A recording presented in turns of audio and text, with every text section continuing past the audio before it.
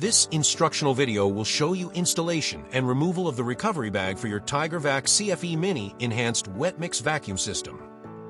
Fill your recovery tank with water to inert the combustible properties of vacuumed metal powders. According to NFPA 660, the collection bag should be emptied after each operational period. To do so, begin by removing the motor head and mist arrestor pack.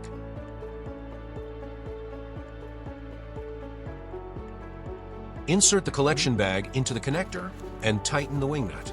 Insert the connector inside the recovery tank and tighten that wing nut as well.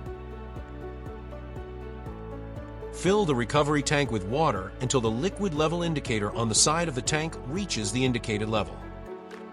When emptying is required, turn the drain valve to release the neutralizing liquid.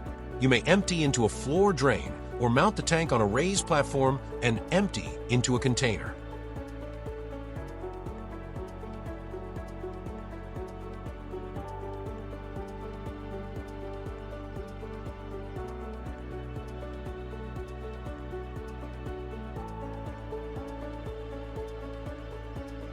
Remove the collection bag as per step 1.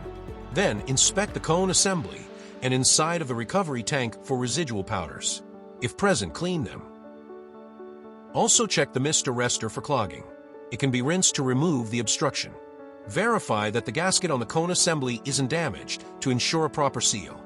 Lastly, replace the collection bag as per step 1. Each wet mix system includes 1 installed bag and 3 spares. Dispose of the collected material according to your state and local laws.